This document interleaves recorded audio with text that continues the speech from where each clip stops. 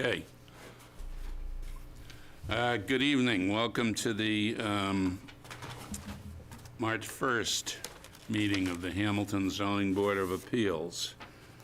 Our agenda is as follows. Special permit application for property at 16 Blueberry Lane. Owner Andrew Ray, applicant... Recording in progress. Applicant Adam Williamson. Application is to create an accessory apartment in the existing barn under zoning bylaws, section 3.6. Then we have board deliberations and vote on the application submitted by Harbor Light Community Partners for a comprehensive permit pursuant to MGL Chapter 40B for the construction of a 45-unit multifamily housing property at 466 Highland Street, owned by the Britton Family Trust, LLC. Public hearing opened on April 6, 2022, continued until and closed on January 4th, 2023. Board will review the conditions of the decision, edit, finalize, and vote on the decision. And we have some minutes to approve. Okay, so the first item is Blueberry Lane. Is there someone here for that? Okay. If you would go to the podium, please, and identify yourself and tell us what you're proposing. My name is Adam Williamson, so I'm here on behalf of my client, Andrew Ray. He has an application to create an accessory apartment on his property for his mother-in-law, Nan Paulson. Basically, she's 85 years old. She lives in Pennsylvania. They desire to have her live closer to home. Section 3.6 of the town bylaw, accessory apartments are meant to provide safe and secure living spaces for family members while maintaining their independence. Creating an accessory apartment for Nan, the mother-in-law, will allow her to live closer to her children while maintaining her independence. Okay. We did get a brief memo from the building inspector who said he'd reviewed the plans and indicated that they appeared to meet the conditions of the bylaw and he had no issues with them. Are there any questions or comments from members of the board? Just a minute.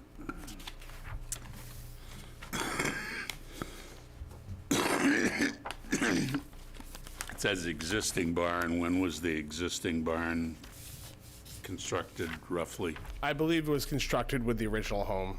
Which was? That I don't have the date on that. But not in the last 2 years? No, certainly not. Okay, I would say 30. There was a provision in the bylaw about, that. I think that may have been taken out, but, okay, so this isn't the salami technique. Yes, and it's an existing structure where we have no intention of doing any kind of major demolition or adding a foundation. Overall, as from a construction perspective, it's the most minimal way you can approach something like this. Okay. Question from the members? No, well, it looks pretty straightforward on that one. pretty straightforward here, yeah. Okay. Are there any questions from members of the public? Yes, okay, if you'd please go to the podium and identify yourself. Sure. Jane Roundy, 26 Blueberry Lane, right side abutter to 16 Blueberry Lane. And I just had a question about parking. Is there going to be a designated parking spot for the apartment? So currently, I believe that... Just please, so that it gets recorded. So I believe that the parking lot right now is rather large, so she should be able to park directly on that, in that driveway. There is space on the right-hand side where there could be another driveway, but that's not really the plan right now. There's more than enough room in the driveway right now, I believe, so. Okay, you believe or you know? I'm looking at it right now. That is I mean, you're talking. It's a you could fit 5-6 cars up there. And the other, I think in the application, it said something about a possible rental unit. Would that be outside? At this point in time, it's mother-in-law's gonna Yeah, live there. yeah. And in the future, he has like 4 children. Yeah. And so if anyone's really to rent it, it's more than likely gonna be people one of his kids up there while they go to college. Okay, just Yeah, looking for some answers. It's a yeah, big change. Yeah, and- the hope is basically just family there, and they're planning to stay there for a long time, so. Okay, great, thank you. Okay. But not to rain on the parade, a rental unit would be allowable under the bylaw, but, you know, so, okay. Any other questions from members of the public? And no questions from members of the board. If that not, then I would entertain a motion. The members voting on this will be Bruce Gingrich, myself, and David Perrin-Chief.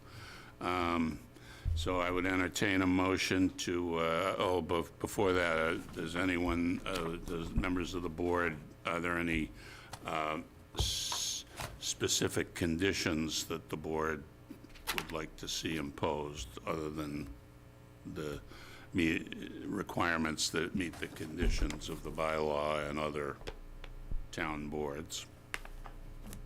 I'll take that as a no. Is there a motion to grant the special permit? A motion to grant the special permit. Okay, it's been moved by David Perrin-Chief. Is there a second? I'll second that.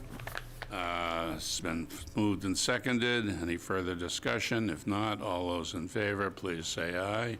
Aye. Okay, the drill from here is I have 14 days to write and file a decision with the town clerk. We'll get a copy from the date it's filed with the town clerk. There's a 20-day statutory appeal period. After that, you should get a certified copy from the clerk, recorded at the registry, and after that, you can get your File my building permit. building permit. Great. So, Thank you very much for your time. okay, thank you. Is there anything else that I get from you guys, or am I? Just the decision. I mean, I'm just asking if there's any paperwork I need before I leave here. no. Okay. No. Okay, great. Thank you all. Okay.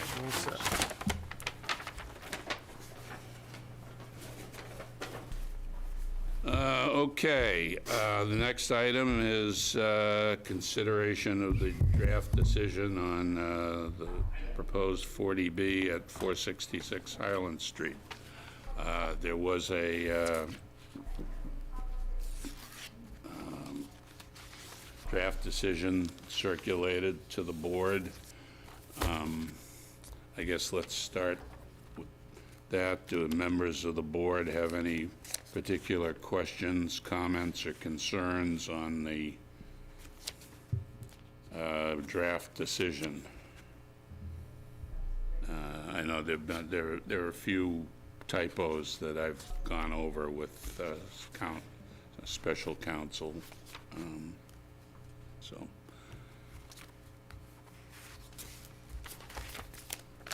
Okay, Also, looks pretty, okay. as we discussed in the last several meetings. Okay, so we do have some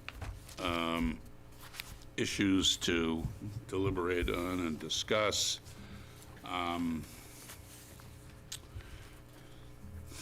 Okay, one of the issues that was raised was the possibility of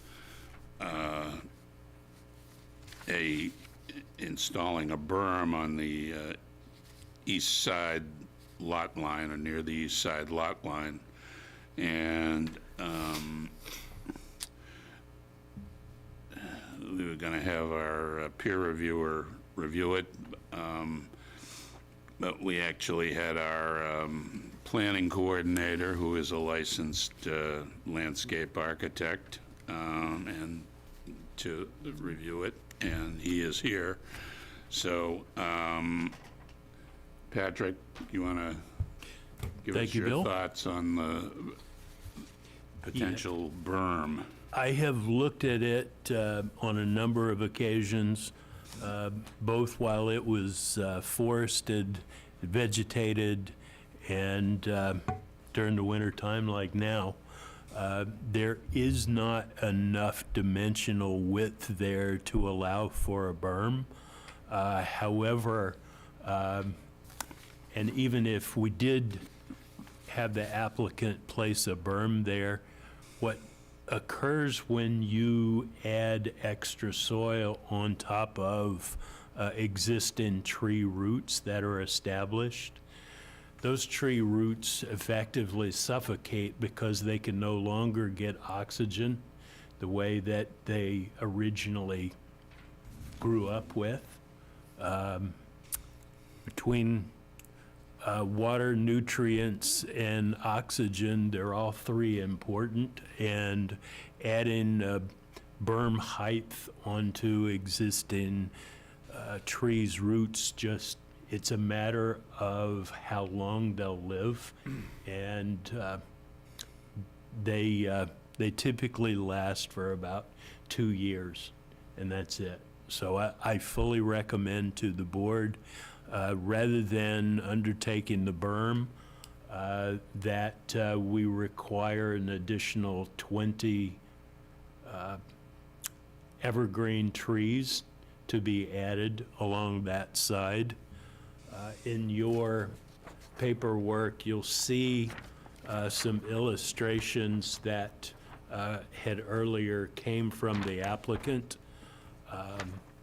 Looks like this. You'll see wintertime depicted. You'll see summertime depicted, which is pretty thick. That addition of 20 evergreens to that, I think, will be quite useful and make it a lot less rigid than a berm would have anyway. So that's my recommendation to the board. Okay. Any questions from members of the board regarding that?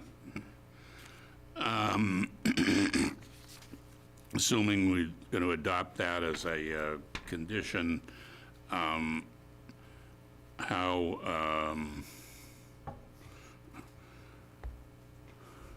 precise should we be in terms of defining, what gets planted?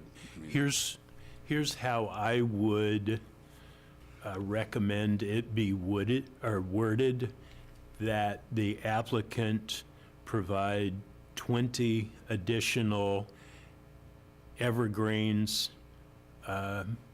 based on availability, a minimum of 8 feet in height, to be located in voids along that southerly side.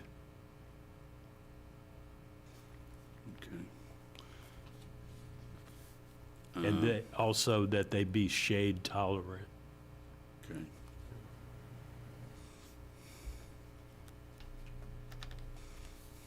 Okay. Any members of the board have any questions or comments on that? That sounds like a reasonable condition to me, but Yeah. Sounds good.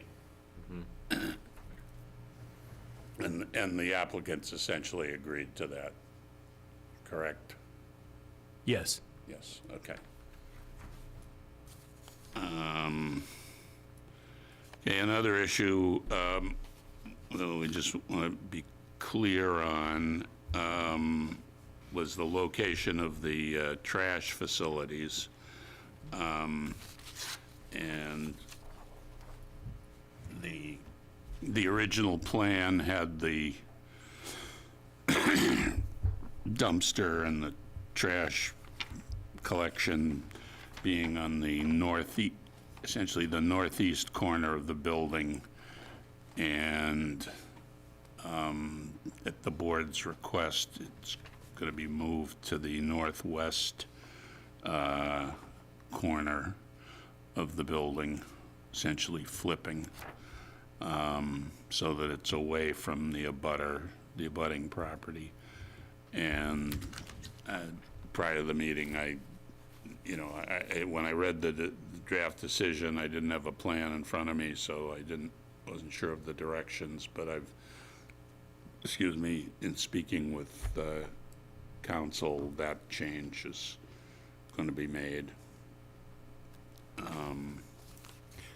I did discuss it with both the applicant and the applicant's architect, who advised me that it's easy enough to do.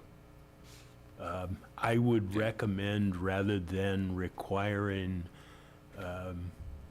additional preliminary conceptual plans to be revised, that this be revised in the permit set.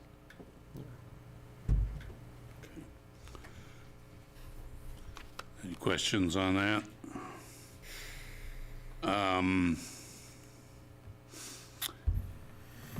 One of the conditions that was put in, that's in the draft decision that I think we should, discuss. On the last page, it says a secondary means of access shall be provided in accordance with the requirements of National Fire Protection Association's Fire Code 1, or as directed by the fire chief, and shall be a minimum of 20 feet wide and constructed to accommodate the largest anticipated emergency vehicle. I think that is subject to the board's approval. That condition, it would come out. That wasn't discussed by us, and it wasn't a recommendation of the fire department. The property is flat, and if they ever had to come on, they basically could come on pretty much any place along Asbury Street. So, but I just wanted to bring it to the board's attention that the plan as proposed and filed was, approved by the fire department. So,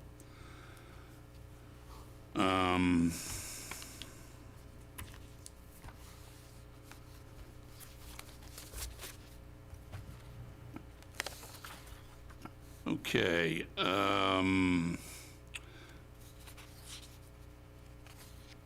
sidewalk, I guess that's, there may be some other issues. I think the sidewalk is the last major issue. So I guess the first thing, before we get into down into the weeds, is this would be a sidewalk from the site up to the corner of Asbury and Highland, having a senior moment.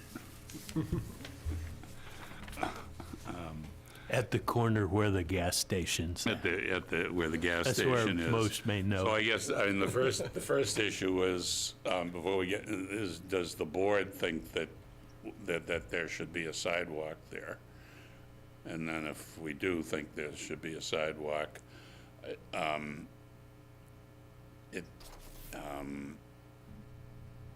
we can discuss the details of it. It was suggested during the public hearing by some members of the public that, a sidewalk would be, a good thing to be there. And so, I guess let's start. Does anybody think the sidewalk's a bad idea there? Ultimately, since we're making the decision, we could say, well, we don't think that there needs to be a sidewalk there, but. When everybody Well, I jumped guess in. it's, yeah, I guess it's, guesstimating the frequency of use. Is it worth it? The expense to do that? And Okay. also the kind of encroachment, even though it's not encroachment on the private property, it'll make the houses that are along that street, there's only a few of them, but that sidewalk, I imagine, would be on the project side, Yes, right? right.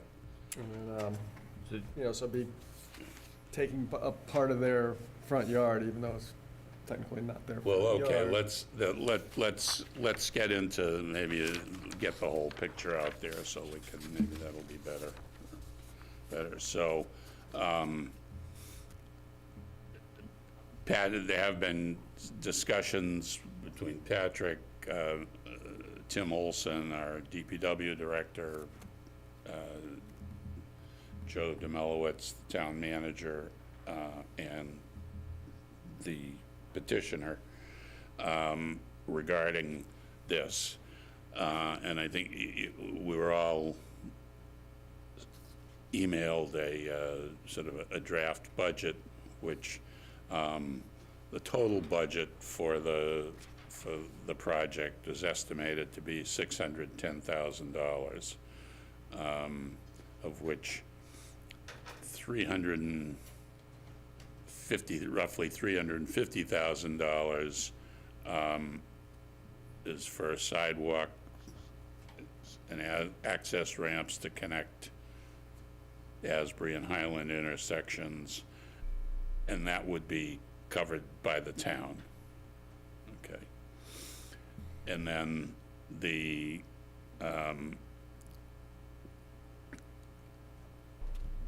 estimate for the sidewalk, roughly $260,000.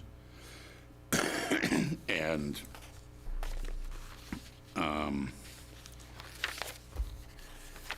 That's basically the linear sidewalk from the easternmost corner of the site up to the intersection, the northerly intersection, where you have that really sharp triangle of Asbury with Highland. That stretch of Asbury is fairly narrow in pavement. However, the DPW director tells me it has good right-of-way width to where we wouldn't have to encroach on private property. I do know some of the homes have stairs that get pretty close to it, so there'll be some fine tuning relative to that, but the DPW director's confident that they can undertake that sidewalk and curbing from this easterly corner of Asbury Commons up to that corner, and then the town would do the rest of the intersectional work down to where the gas station corner at the southerly side would be. What I'm recommending in having communicated with the applicant is that we look at that 260K in a pro rata way. And I'll describe that a little better. The approach is that between Canterbrook, which has 23 units, and Asbury Common, which has 45 units, you have a cumulative of 68 units. So in a pro rata fashion, you divide that up at a cost per unit for sidewalk, which would come to $3,823.53, and you multiply that times the 45 units at Asbury Commons, that would come to $172,058 would be the Asbury Commons share. The remaining, about 88,000 would be what we'll ask the Canterbrook project to contribute. Is there any notion of desire for the sidewalk from residents or potential future residents of Asbury Commons? Is this something that we think townspeople would like? They're not here to ask right now, but Wondering if there's any feedback anywhere on that. I mean, excuse me, I don't mean, Go we ahead. did hear during the, I mean, there was some desire during the public hearing for a sidewalk. But, you know, the absent that, I mean, Is there precedence for this? Like, I'm just trying, have we done this before? I have very definite views on sidewalks, which are not pro-sidewalk, but I'm really trying to, I mean, you know, there've been, you know, some neighborhoods that have wanted, said they've wanted sidewalks, and there's been, you know, pushes for it. Some neighborhoods, they've been put in, others, they haven't, because it's just, the town's decided it was too expensive. So, I think Andy. yeah. Andy, you had a question or comment? Hi, yes. I had a question. Bill and Patrick, I believe I heard you right. Did you say that the town would be responsible for paying part of the sidewalk? 350K. So how does the town evaluate that, knowing that we're halfway through the year and we already have the DO already has a budget set? I'm not clear on anything you said, Andy. I apologize for that. Maybe it's the audio. I was just wanting to clarify, does the town, I believe in the beginning of this conversation, you and Bill were saying that the town is responsible for 3K of the stocks? The town, well, the town has said that they would pay $350,000 for some part of the project as just a general desire to have the sidewalk be part of the project. Got it. And how did that work with the budget that was set? I assume where in the town budget the 350K come out of? That funding would likely come from the state's award to the town of Chapter 90 funds, which we get annually based on the amount of linear distance of roadways. Every city and town in the Commonwealth gets that set of funds from the state. It comes back to us based on annual taxes. So it's fair to say that the funds are already there within it did not affect the community year. Community Or budget. there's no additional cost to the community this year for this because it is awarded by the state. Well, I think it would be up to the town to decide how to fund it. That's beyond us. I think it's unlikely that the town would decide to do this as a debt exclusion. I mean, this is a, 350,000 isn't what it once was. You know, this is it would just be part of we get a certain pot of money every year for road maintenance, and if this project was put on the boards, it would just be there, it would get paid for out of the Chapter 90 money. To be honest, I don't know how much that is every year, but it's, you know, a substantial amount. So it would not be something that would go on the tax rate, likely, you know. Does that One- answer your question? It does, yes, thank you. Okay. One of the reasons why folks have really wanted to see this public infrastructure addition is the fact that there's been some fairly significant growth here between the 23 units at Canterbrook, the other 40B project, which is 10 units, pretty much across the street from Canterbrook, as well as this proposed 45 units. You have a significant number of people, some of whom I'm sure are going to be walkers like many of the rest of us are. So I know this was a big item during the planning board's discussion. And we've gotten a significant amount of public input in support of it over time. I'm assuming with the 40B, we're gonna have handicap with mobile scooters and things like that, that are gonna have to get down to, because from looking at the map, the gas station looks like the only place where they can get toiletries, and simple things. I don't even know if that gas station has that access. So,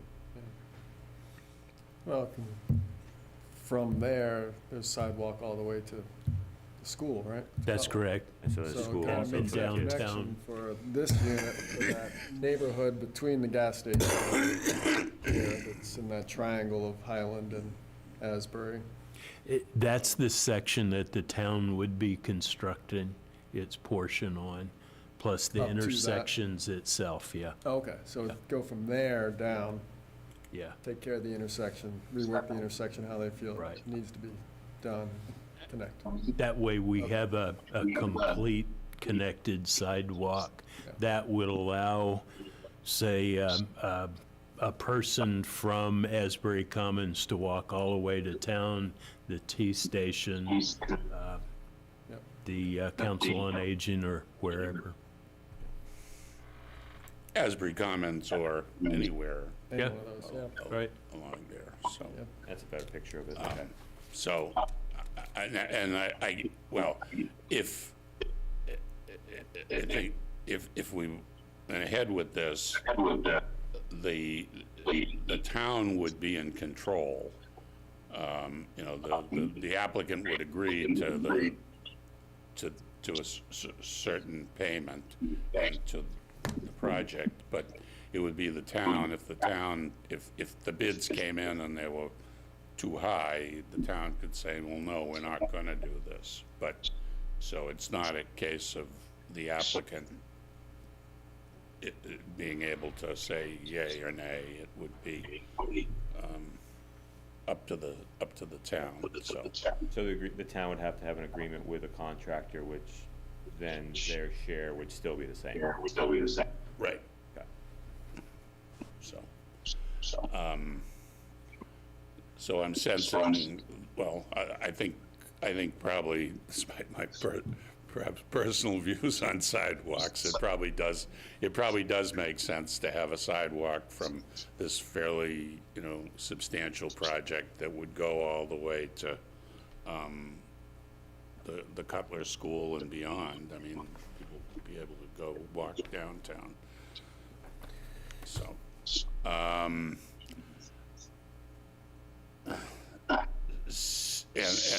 and the applicant has agreed to the cost sharing as you've set it out, correct? Yes. Okay. Patrick, it's Andy. Can you review those numbers again and what the shared cost breakdown would be? Okay, Yeah, the overall cost was $260 for the linear sidewalk. That is divided among 68 units, which apportioned to the applicant's 45 units would be $172,058. And that was something that I communicated with the applicant today upon who was accepting of that. And their contribution would be capped at that. So if it turned out to be more expensive and the town still went ahead with it, that would be their contribution. So this agreement funding be between the town of Hamilton and Harbor Lake Community Parks, or is someone else involved in this too? And the payment? Could you just repeat that? Is it between Hamilton and Harbor Light for the cost total, or are there any other people contributing to the payment of this? Like Canterbrook Farms. We're going to be asking Canterbrook for their share. I am not wholly understanding if they'll contribute in that they've provided an inclusionary housing payment to the town a little bit south of $500,000. That was a couple of years ago, but we're going to be asking them as well.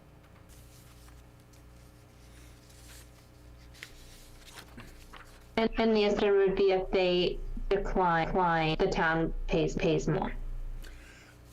Well, that's when, then it would be, the town could decide, well, gee, this isn't, this Right. is more expensive than we thought.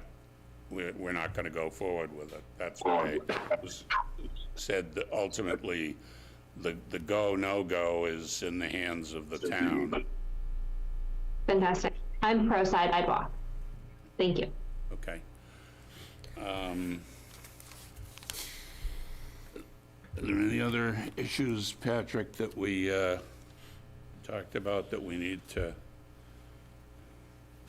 I think we've hit the main ones, which included the berm, the relocation of the rear trash facilities, and the sidewalk. Okay. Any other questions or comments from members of the board?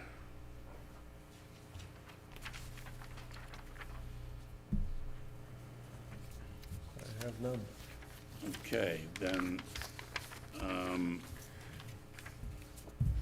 I would, I think we're approaching being ready for a vote. I'm sorry? If I may. Oh, absolutely. Could you just go to the, or unless you have, yeah, you don't have a microphone, so if you'd go to the. Oh, could I borrow this one? If you just wanted to discuss briefly the deliberation over the safe harbor procedural Oh, history okay. and the waiver update to the waiver spreadsheet. Okay, good point, thank you. And just for the record, I identified you as counsel, but just give your name so that we have it on the, Devin Braun, Town Council. okay, thank you. In the procedural, well, in the first page of the decision, paragraph 3 discusses the procedural history about we met and when we met and opened the hearing, closed the hearing. We're just going to put in some language about the, just so that it's clear on the record, that the early discussion at the beginning about whether or not the town qualified for safe harbor, and so that'll go in there. And then just so we're clear on what waivers are being asked for, the decision, initially, there was, the applicant was asking for a waiver of under the groundwater protection overlay district. They're no longer asking for that waiver because they have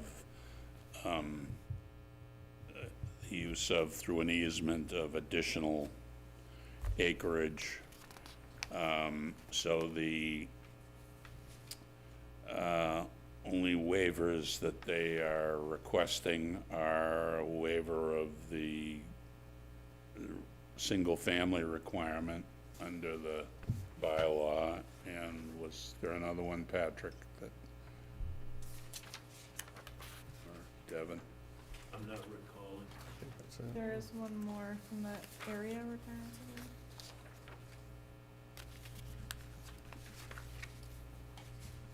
Reduced lot area per dwelling units. That would Yeah. make sense. Oh, okay, yeah. That's sort of, Yeah, because I think because it's in the, it's in the zoning district, that the underlying requirement is 80,000 square feet per dwelling unit, and so they're asking for a waiver of that. So multifamily and the waiver of the lot size. lot, square footage per dwelling unit. Okay. Then I think we're ready to, I had a quick question. oh, sure. Just wondering, because I remember when we first started this about the applying for the Safe harbor. safe harbor stuff, the timelines were missed and we missed out on some or something like that for one of the projects. Who's responsible for getting this value for us into the state, and when? Well, okay, the state took the position that certain projects weren't eligible for safe harbor. It wasn't because we had, my understanding, it wasn't because we had dropped the ball, the town had, anyone had dropped the ball. It was that under their view, that it had to do with when a project came online and was occupiable, and so what year it fell into. Yeah. And so ultimately, for it, who's responsible, I guess it's the applicant, the developer of those projects in coordination with the town, but ultimately it's the developer. There's always a lot of paperwork that goes into this, and in that earlier instance, we had projects that were too far apart to have been counted to allow for the safe harbor. One of the handouts that I've given folks in your stack there is a tabulation from the state that illustrates our numbers of existing affordable units, which we have 114 existing. 278 are required to give us 10%. If you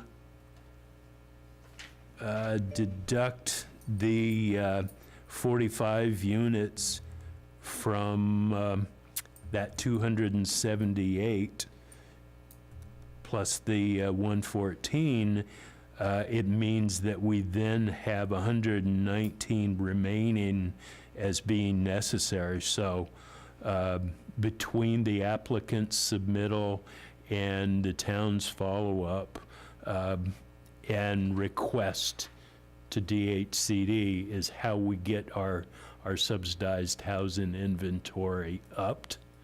So one of the things I know the applicant is good about is providing host communities with the paperwork that is necessary in order to allow that host community to access that SHI. That's all part of the effort that they put into it, that the town needs to put into it too.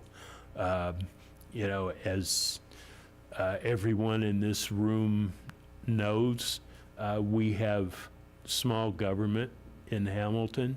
We don't have a housing department. We don't have a housing planner.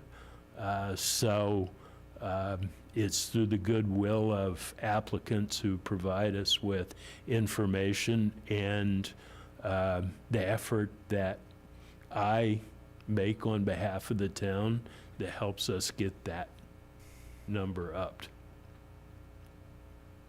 So I guess that's a soft way of complaining, but that's how it works. That's how it works.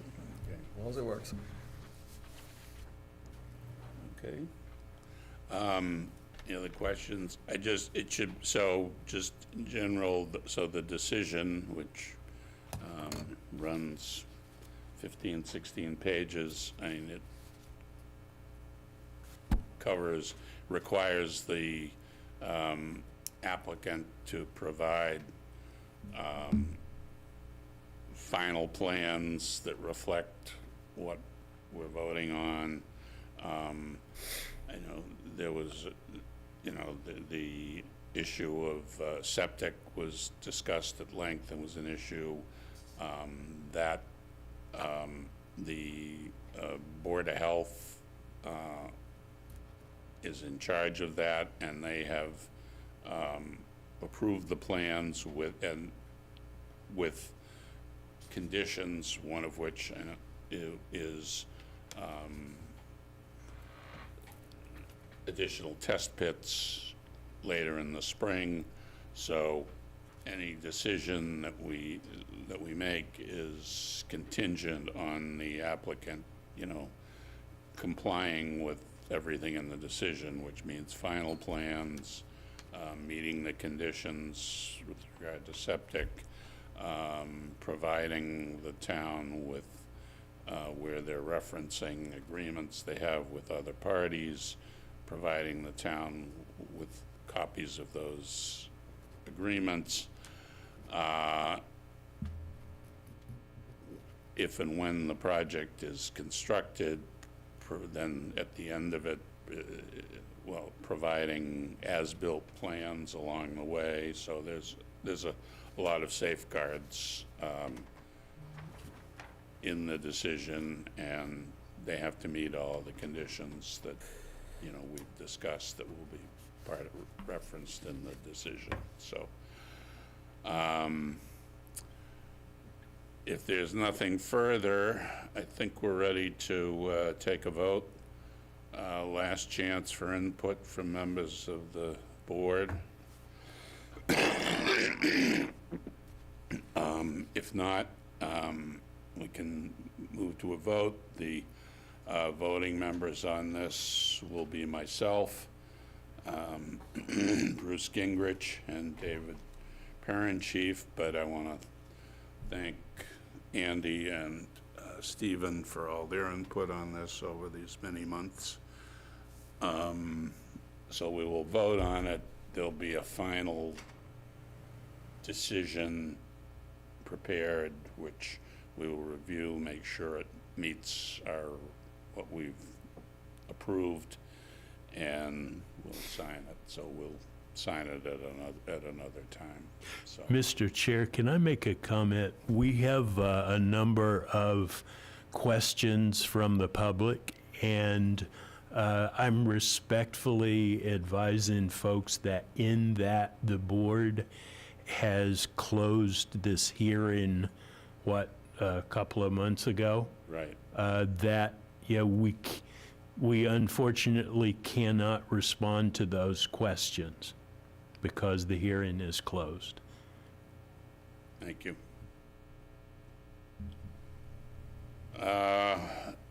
Then I would entertain a motion to, is there any particular magic language, Devin, that I? No? Yeah. I would entertain a motion to grant the special permit under Chapter 40B for Harbor Light Community Partners for the property at 466 Highland Street, all with the findings of fact and conditions contained in the draft decision and as discussed and amended in here. So is there a motion? I'll motion. Moved by Bruce Gingrich. Is there a second? I will second. Second. Further discussion? Not all those in favor, please say aye. Aye. Okay. Thank you all very much. So this is a little different than my usual 14 days. I think it's 40 days to, but there'll be a written decision within that we'll review to make sure that it comports with what we voted on, and eventually it'll be signed by the board, filed with the town clerk, and then there's a statutory appeal period, which is it 20 days or is it more than 20 days? 20 days, the usual 20 days, so. Thank you all very much for your attendance, for your input, very much appreciated. And that's that. The last item of business is we do have some minutes to approve. The minutes from the February meeting. Is there a motion to approve the minutes of the February meeting of the Board of Appeals? Motion to approve the February minutes. Is there a second? I'll second it. For discussion? If not, all those in favor, please say aye. Aye. Okay, is there a motion to adjourn? Motion to adjourn. Is there a second? I second. All those in favor, please say aye. Aye. Aye, okay. Again, thank you very Bye. much for your attendance and